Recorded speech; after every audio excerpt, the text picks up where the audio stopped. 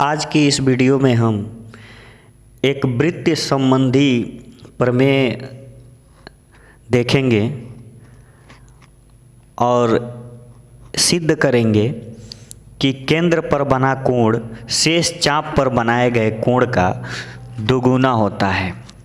जैसे ये जो केंद्र पे कोण बना है, ये शेष चाप यानी ये इसका दोगुना है। यही हमें सिद्ध करना है। सिद्ध क्या करना है? कोण AOB यानी AOB ये वाला कोण इस कोण का दोगुना है, यानी ACB कोण ACB का दोगुना है। ये हमें सिद्ध करना है। इस पे आधारित हम लास्ट में, वीडियो के लास्ट में कुछ प्रश्न भी देखेंगे जो इस प्रमेय पे आधारित होते हैं। तो सिद्ध करने के लिए सबसे पहले हमें C से O को मिलाना होगा।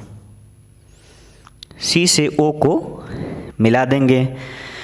C से O को मिलाने के बाद हम यहाँ एक नाम दे देते हैं D, यहाँ तक के नाम को D दे देते हैं।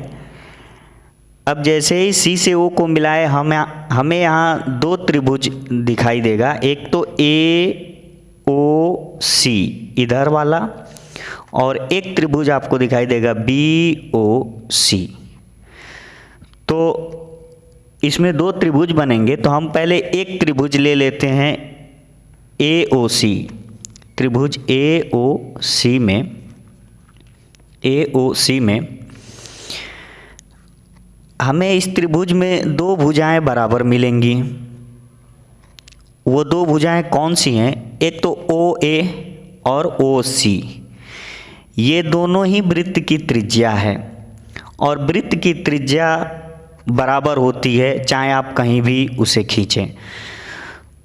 तो इसमें OC OA के बराबर होगा, OC OA के बराबर होगा क्योंकि ये वृत्त की त्रिज्या है।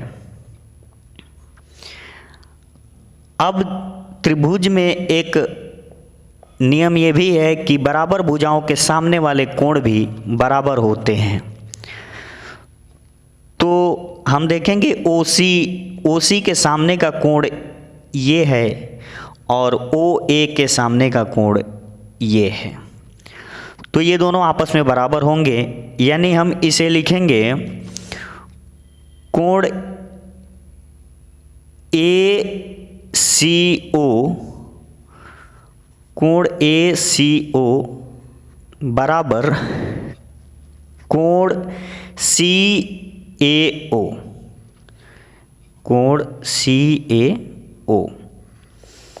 ये आपको पहले ही बता दिए थे कि बराबर भुजाओं के सम्मुख कोण बराबर होते हैं।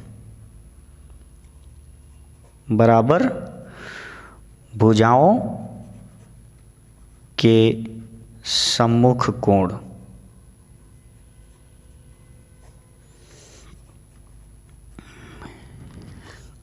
अब यहाँ से हम एक कोण और देखते हैं AOD। हमें चूंकि सिद्ध यही करना है, इस कोण को लेके और इस कोण को लेके। तो इस त्रिभुज में एक बहिष कोण बन रहा है। ACO जो त्रिभुज है उसमें एक बहिष कोण बन रहा है AOD। बहिष कोण मतलब इसके बाहर कोण। तो त्रिभुज का एक और नियम यहाँ पे लागू होगा जो होता है कि किसी भी त्रिभुज का बहिष कोण उसके अंदर के दो कोणों के योग के बराबर होता है। यानी कोण AOD, ये AOD जो है वो बराबर होगा कोण, ये जो दोनों अंदर के कोण हैं यानी ACO और CAO, ये दोनों कोणों के योग के बराबर होगा। CAO यहाँ पे हम दूसरी वीडियो में आपको एक बता देंगे कि त्रिभुज का बहिष्कोण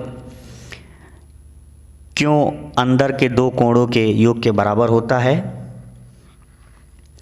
अब यहाँ से हम सिद्ध करने को ध्यान में रखते हुए हमें ए सी ओ तो ठीक है, लेकिन सी ए ओ यहाँ का कोण है, इसे हम बदल देंगे और बदल के हम ए सी ओ ही लिखेंगे क्योंकि ये आपस में दोनों बराबर हैं। तो कोण ए ओ डी बराबर ए सी ओ प्लस कोण ए सी ओ, हम दो बार वही कोण लिख देंगे क्योंकि आपस में ये दोनों बराबर हैं। कोण ए ओ डी बराबर, अब ये दो बार सेम है तो हम लिख सकते हैं दो कोण ए सी ओ। ठीक, ये हम समीकरण 1 मान लेते हैं। और ठीक इसी प्रकार हमें जो इधर वाला त्रिभुज है, इसी प्रकार त्रिभुज BOC यानी BOC ये वाला जो त्रिभुज है उसमें भी हम ये सिद्ध कर सकते हैं। जैसे AOD लिखे हैं AOD, तो हम लिखेंगे BOD, कोण BOD। अब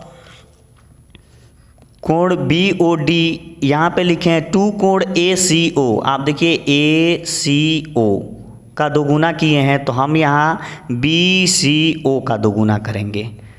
अब पूरा प्रोसेस वही आएगा, हम यहाँ डायरेक्ट टू कोण BCO, ये समीकरण 2 है। अब हमें इस पूरे कोण को लेना है, यानी AOD और BOD दोनों को जोड़ लेंगे। यहाँ देखिए AOD समीकरण 1 में, BOD समीकरण 2 में, दोनों को जोड़ देंगे ताकि हमें पूरा ये केंद्र का कोण मिले AOB।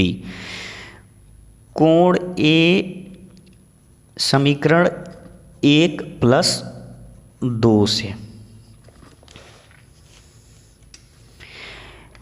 कोण AOD प्लस कोण BOD बराबर, यहाँ जो लिखा हुआ है टू कोण ACO प्लस टू कोण BCO। अब AOD और BOD, देखिए AOD और BOD ये दोनों मिलके AOB बनेगा। कोण AOB बराबर, यहाँ 2 कामन ले लेते हैं, दोनों में 2 है तो 2 कामन ले लेंगे तो कोण ACO प्लस कोण BCO। अब फिगर में देख लेते हैं ACO और BCO मिलके क्या बनेंगे। यहाँ फिगर में ACO और BCO मिलके ACB बनाएंगे। ACB हम लिख लेंगे इन दोनों को जोड़ के।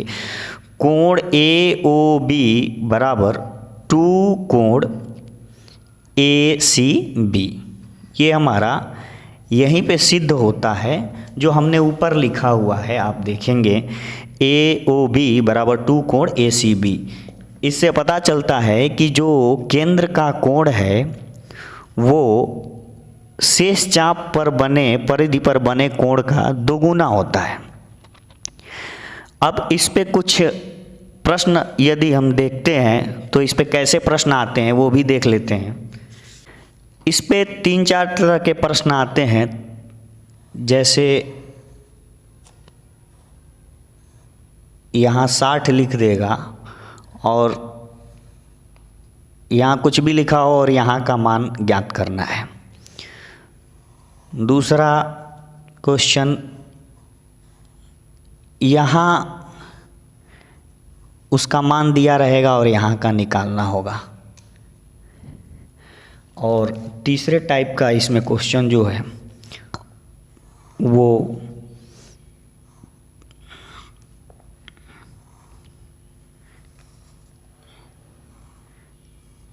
ऐसे है। देखिए अब इसमें हमें ये निकालना है,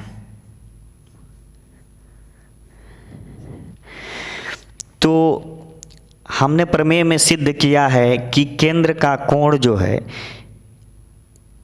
परिधि पर बने कोण का दोगुना होता है।